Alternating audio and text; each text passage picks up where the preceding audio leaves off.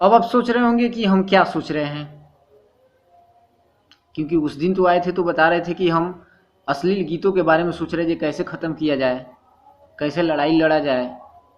लेकिन आज हम क्या सोच रहे हैं, तो आज हम यह सोच रहे हैं कि आयांश कुमार की कोई खबर नहीं मिल रही है, क्योंकि वही आयांश कुमार है जिसका मतलब 16 करोड़ रुपया रहता तो वो जीवित बच पाता, उसका इलाज हो पाता तो जीवित बच पाता। लेकिन बहुत सारे लोगों ने डोनेशन भी किया, डोनेशन करने के बावजूद 4 साढ़े 4 करोड़ रुपये जमा हुआ था। उसके बाद उसके पिताजी जेल चले जाते हैं। जेल जाने के बाद आज उस जेल जाने के बाद मात्र एक बार उनका खबर मिला था कि वो हॉस्पिटल में भर्ती है, लेकिन उसके बाद से आज तक पता नहीं चला कि आयांश कुमार जीवित है कि मर गया। अब आप सोच रहे हो कि देखिए ये अपने मुंह से अशब्द भाषा निकाल रहे हैं कि मर गया। देखिए अब हम अशब्द नहीं निकाल रहे हैं क्योंकि उसका खबरें नहीं मिल रहा है, क्योंकि वो आयांश कुमार जब 16 करोड़ रुपया में जीवित रह सकता था तो 16 करोड़ रुपया तो जमा हुआ नहीं, तो उसके बाद से अभी तक कैसे बच गया? अगर जीवित है तो कैसे बच गया? इसका मतलब है कि उसको कोई बीमारी नहीं था, बहाना बनाया गया था क्योंकि 16 करोड़ रुपया वसूलना था।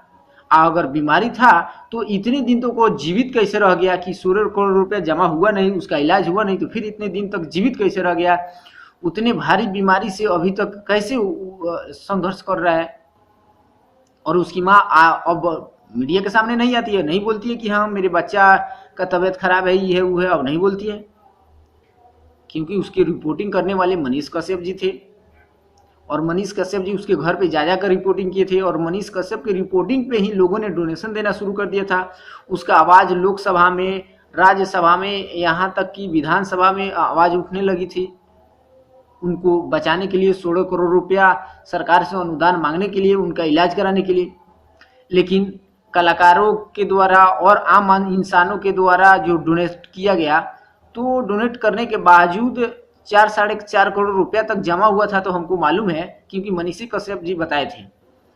उसके बाद से कितना रुपया जमा हुआ ये पता नहीं चला। तब तक ठग्स ऑफ बिहार के रिपोर्टर जो विवेक सिंह थे, उन्होंने मनीष कश्यप का पोल खोलना शुरू कर दिया, उस बीमारी का पोल खोलना शुरू कर दिया।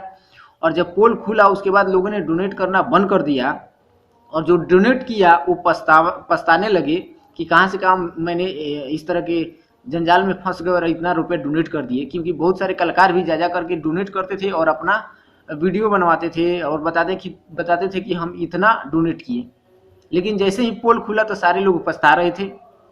और उसके बाद से जो उतना भारी बीमारी था वो बचा नहीं। अगर बचा है तो कैसे बच गया भाई? उतने भारी बीमारी से बच कैसे गया जब उसका इलाज नहीं हुआ? क्योंकि पैसा 16 करोड़ रुपए जमा नहीं हुआ तो फिर इलाज नहीं हुआ, इलाज नहीं हुआ तो वो इतने दिन तक बचा कैसे, वो जीवित है कैसे? क्योंकि मनीष कश्यप जी बहुत सारे लोगों का पोल खोलते हैं और बहुत सारे मीडिया वाले लोग को बोलते हैं जो गोदी मीडिया है। हाल फिलहाल में मनीष कश्यप जी का और विवेक सिंह का एक वीडियो वायरल हो रहा है, उसमें मनीष कश्यप जी कह रहे हैं कि मुझे आयांश के केस से निकलने दो, मतलब आयांश वाले मामले से निकलने दो, उसके बाद तुमको हम बताते हैं कि क्या होती है रिपोर्टिंग। मतलब वो विवेक सिंह जो ठग्स ऑफ बिहार के रिपोर्टर विवेक सिंह, उनको मतलब एक तरह का धमकी समझिए चाहे जो भी कुछ समझिए वो दे रहे हैं। तो मेरा कहना है कि जो रिपोर्टर अन्य रिपोर्टर को बोलता है कि ये गोदी मीडिया है, वो खुद ऐसे कैसे बन सकता है कि एक बच्ची को बचाने के लिए 16 करोड़ रुपया की अभियान चला देता है, लेकिन 16 करोड़ रुपया जमा नहीं होता है। जब उसका पोल खुलता है तो उसके पिताजी जेल चल जाते हैं, उसके बाद उसके बच्चा बच कैसे जाता है बिना बीमारी के इलाज के? यहाँ तो हमको लगता है, इस बात से लगता है कि मनीष कश्यप जी खुद यहाँ पे गोदी मीडिया के रूप लिए थे।